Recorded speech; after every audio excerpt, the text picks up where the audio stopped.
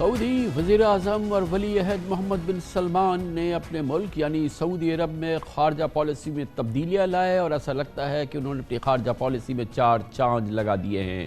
ان کی خارجہ پالیسی نے مشرق وسطی کے ہمارے خطے تک جیو پولیٹیکل صورتحال یکسر تبدیل کر دی ہے۔ چین کی مدد سے جمعے کو ایران اور سعودی عرب کے درمیان پچھلے 7 سال سے منقطع سفارتی تعلقات دوبارہ بحال کرنے کا معاہدہ ہو چکا ہے۔ اس معاہدے سے مشرق وسطی میں اسرائیل کی خارجہ پالیسی کو شدید دھچکا پہنچا ہے۔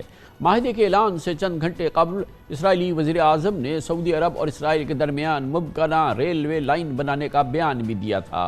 امریکی اخبار نیو یارک ٹائمز کے مطابق اسرائیل طویل عرصے سے خطے میں ایران کو تنہا کرنے اور سعودی عرب کے ساتھ تعلقات قائم کرنے کی امید کر رہا تھا۔ ریاض اور تہران کے درمیان سفارتی تعلقات کی بحالی سے اسرائیل کے ایران کے خلاف سیکیورٹی اتحاد کے منصوبے پر بھی پانی پھر گیا ہے۔ چین کی ثالثی سے ایران اور سعودی عرب میں معاہدے کے واضح اشارہ یہ ہے کہ سعودی عرب کا جھکاؤ اب مکمل طور پر مغرب کی طرف نہیں ہے بلکہ چین اور روس کی طرف بھی اس کا برابر کا ایک انیشیٹو ہے جو کہ نظر آ رہا ہے۔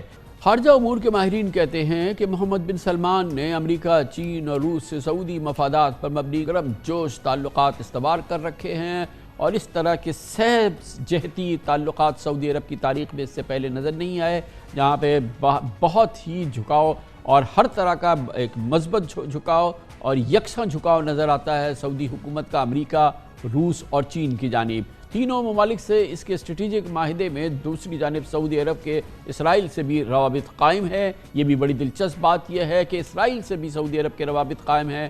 نیو یارک ٹائمز کہتا ہے کہ سعودی عرب اسرائیل کے ساتھ تعلقات کو معمول پر لانے کے بدلے امریکہ سے سیکیورٹی معاملات میں ضمانتیں، سویلین نیوکلیئر پروگرام کو ممکن بنانے میں مدد اور امریکی ہتھیاروں کی فروخت پر پابندیوں کی کمی کا مطالبہ کر رہا ہے۔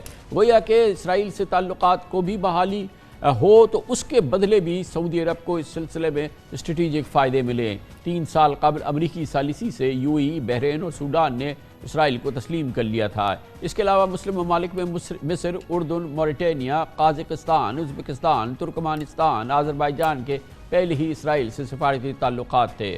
ٹیونس اور قطر کے بھی اسرائیل سے باقاعدہ رسمی تعلقات ہیں۔ یہ صرف ان ممالک کی بات نہیں ہے۔ محمد بن سلمان اور سعودی عرب نے 5 سال قبل اس صورتحال کو بھی یکسر بھلا دیا ہے جب سعودی سفارت خانے میں مشہور کالم نویس، واشنگٹن پوسٹ کالم نویس جمال خشوگی کے قتل ہوا تھا۔ اس کے بعد سعودی عرب کے ترکی سے مراسم بہت کشیدہ ہو گئے تھے، مگر محمد بن سلمان نے ترک صدر اردگان کو گلے لگایا اور اب ترکی اور سعودی عرب کے درمیان ایسے دیرینہ تعلقات ہیں کہ پچھلے ہفتے سعودی عرب نے ترکی کی معیشت کو سہارا دینے کے لیے ترکی کے سینٹرل بینک میں $5 ارب جمع کرا دیے۔ اس کے علاوہ 2 سال قبل قطر سے بھی خارجہ تعلقات بحال کر لیے، جبکہ 3.5 سال تک قطر کو دہشت گردی کی حمایت میں الزام لگایا گیا تھا اور سعودی عرب، متحدہ عرب امارات، بحرین اور مصر نے فضائی، زمینی اور بحری پابندیوں کا قطر کو نشانہ بنایا تھا۔ لیکن پھر 2021 میں گلف کوآپریشن کونسل کے اجلاس میں محمد بن سلمان نے قطر کے امیر تمیم بن حماد الثانی کو سر عام گلے لگا کر ان کے اس اجلاس میں استقبال کیا۔ کہا جاتا ہے کہ بین الاقوامی تعلقات میں مستقل دوست یا دشمن نہیں ہوتے، صرف مفادات ہوتے ہیں۔ محمد بن سلمان کی خارجہ پالیسی سعودی مفادات کے تحفظ کی زبردست عکاس ہے۔ پاکستان میں بھی خارجہ امور کے ماہرین سمجھتے ہیں کہ اسی قسم کی پالیسی کی پاکستان کو بھی ضرورت ہے اور اسی قسم کی وسعت قلبی کی پاکستان کو ضرورت ہے اور اپنے دوستوں کو مفادات کی بنیاد پر اس نے سمجھنا ہوگا اور اسی حوالے سے اپنی ترجیحات طے کرنی ہوں گی۔ اس موضوع پہ بات کرتے ہیں اور اس کے لیے ہم جائیں گے بوسٹن، جہاں پر ہمارے ساتھ بین الاقوامی سیاسیات کے پروفیسر عادل نجم موجود ہیں جو ڈین بھی ہیں Pardee school of global studies Boston university میں۔ بہت بہت شکریہ جناب عادل نجم صاحب۔ یہ فرمائیے گا کہ یقیناً یہ ایک بہت بڑی ڈیولپمنٹ ہے، لیکن صرف یہ سعودی ایران تعلقات کی بحالی نہیں ہے۔ سعودی عرب تو اور جس کو دیکھا جائے ہر سمت میں اپنی انیشیٹیوز کر رہا ہے، جیسے کہ ٹرکی کے ساتھ تعلقات ہیں، جیسے چین کے ساتھ تعلقات میں بہتری ہے، قطر سے ریسٹوریشن ہو چکی ہے اور آل اکراس دا گلوب، اور پھر بڑی قوتوں میں چین اور روس کے ساتھ بھی بہت ہی گرم جوشی کے تعلقات بنائے ہیں۔ یہ ایک بالکل نیا سعودی عرب ہم دیکھ رہے ہیں۔ میرے خیال میں کامران صاحب آپ نے بہت اچھا تجزیہ پیش کیا۔ یقیناً اگر ہم نیا سعودی عربیہ دیکھ رہے ہوں یا نہ دیکھ رہے ہوں، ہم ایک نئی دنیا دیکھ رہے ہیں۔ اور اس نئی دنیا میں سعودی عربیہ نے دوسرے ممالک کی طرح فیصلہ کر لیا ہے کہ یار پرانے رولز جو ہیں نا وہ نہیں چلیں گے. ہم تو پاکستان میں اپنے توشہ خانہ کے تماشے میں پھنسے ہوئے، لیکن ہمارے ارد گرد دنیا کے جو نقشے ہیں، جو سیاسی قوتوں کے بیلنس آف پاورز کے نقشے ہیں، وہ تبدیل ہو رہے ہیں. یہ جو کہانی ہے یہ صرف سعودی عربیہ اور ایران کے بارے میں نہیں ہے، یہ کہانی تو امریکہ اور چین کے بارے میں. اس کہانی کا جو سب سے بڑا کردار شاید ہے وہ چین ہے، جس نے یہ ثالثی کرائی.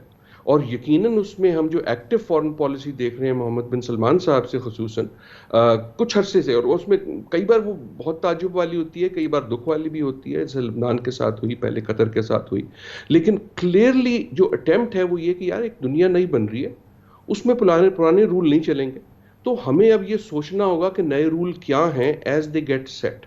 اور یہی اگر کوئی اس میں لیسن ہے پاکستان کے لیے یا دوسرے ممالک کے لیے، وہ بھی یہی ہے.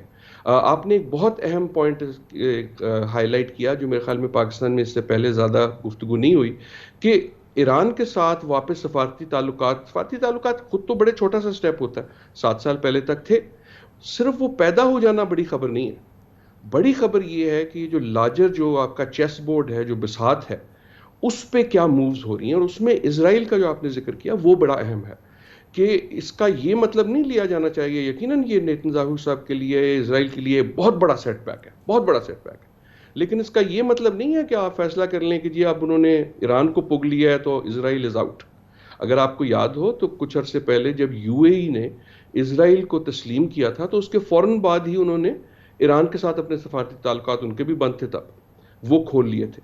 تو یہ تمام ممالک اور دوسری جگہ بھی دنیا جو ہے وہ یہ سوچ رہی ہے کہ یار what are the new rules. اور عادل صاحب اس میں یہ بھی بہت سٹرائکنگ ہے کہ ایک جانب، سب سے سٹرائکنگ تو obviously یہ بات ہے کہ ایک جانب ایران سے ہاتھ ملایا، دوسری جانب ہاتھ بڑھا ہوا ہے اسرائیل کے ساتھ، اس کے ساتھ کنڈیشنز ہیں، اور تیسری جانب ٹرکی جس میں خشوگی کا یہ کیس بنا تھا، اور کس قسم کی وہ صورتحال پیدا ہو گئی تھی خود کراؤن پرنس کے لیے.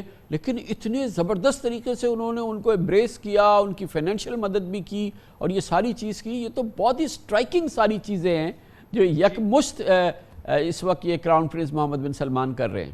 جی I think M B S جو محمد بن سلمان ہیں ان کی سٹرائکنگ تو ضرور ہے. اس سے پہلے ہم نے لبنان کے ساتھ بھی دیکھا جو حریری صاحب کے ساتھ ہوا، کہ پہلے ان کو ایک طرح سے وہ غائب ہو گئے، پھر ان کو واپس ایمبریس کیا، پھر واپس چھوڑا. قطر کے ساتھ ہم نے دیکھا. تو ایک اگریسو ایکٹیو پالیسی ہے جس کی قیمتیں بھی ہو سکتی ہیں. لیکن ایک اس میں جو آپ نے یقیناً بالکل صحیح بات کی، ترکی والی. ایک اور ملک جس کا ہمیں ذکر کرنا چاہیے وہ یمن. میرے خیال میں اگر کوئی لٹمس ٹیسٹ ہے کہ یہ جو بھی ہم نے دیکھا ہے یہ کتنا بڑا فیصلہ ہے، تو اس کا جو امتحان ہے وہ اگلے 2-1 ہفتے میں ہوگا یمن میں. لیکن اب فیصلہ یہ ہوا ہے کہ اگلے 2 مہینے میں ایران اور سعودی عربیہ اپنے سفارتی تعلقات، ایمبیسیز واپس کھول دیں گے.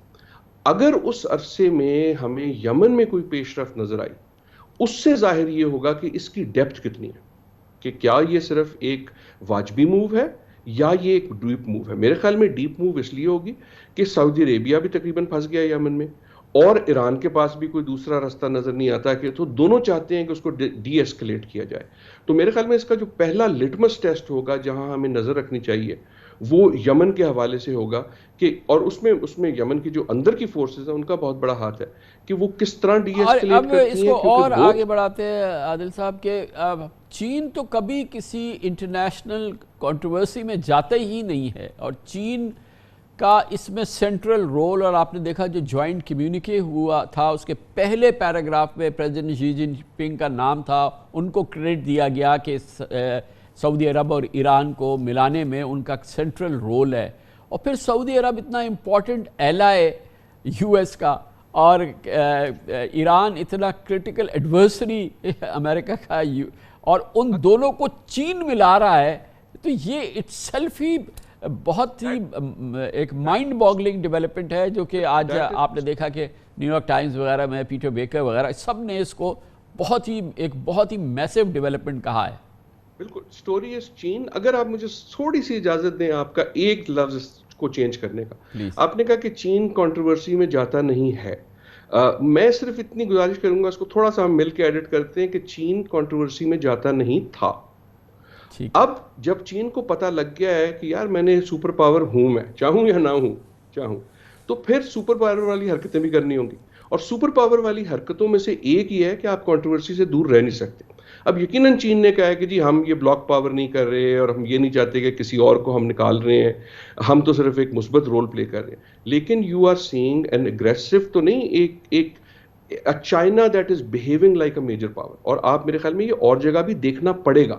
ایک یہ بھی یاد رہے کہ جی صاحب کا جو ذکر آیا that is very important also, کیونکہ ابھی ان کو ایک تیسرا ٹرم ملا, تو ان کا جو ہولڈ اوور پاور ہے وہ اور بھی زیادہ مستحکم ہو گیا, تقریباً لانگ ٹرم ہو گیا. تو آئی تھنک یہ جو ہمیں کارڈز ریڈ کر رہے ہیں یہ ایک نئے چین کے ہیں, اور اس میں اگر چاہے امریکہ جو مرضی کہے, بائیڈن صاحب جو مرضی کہیں, جو ہیڈ لائن آئی ہے سارے سے وہ یہ کہ جو مڈل ایسٹ ایک طرح سے امریکہ کا ایریا تھا کہ یار یہ میری چودراہٹ ہے, رائٹ. ایون سوویٹ زمانے میں بھی مڈل ایسٹ کا ٹھیکیدار جو تھا وہ امریکہ تھا, اور یہاں اعلان یہ ہو گیا ہے سعودی عربیہ کی طرف سے, ایران تو خیر پہلے بھی کرتا تھا, کہ اب صرف ایک کا ٹھیکیداری نہیں ہے, اس میں دو ایک بڑی طاقتیں ہیں, آپ لوگوں کو مل کے بھی ذرا آپس میں بھی کوئی بات چیت کرنی پڑے گی.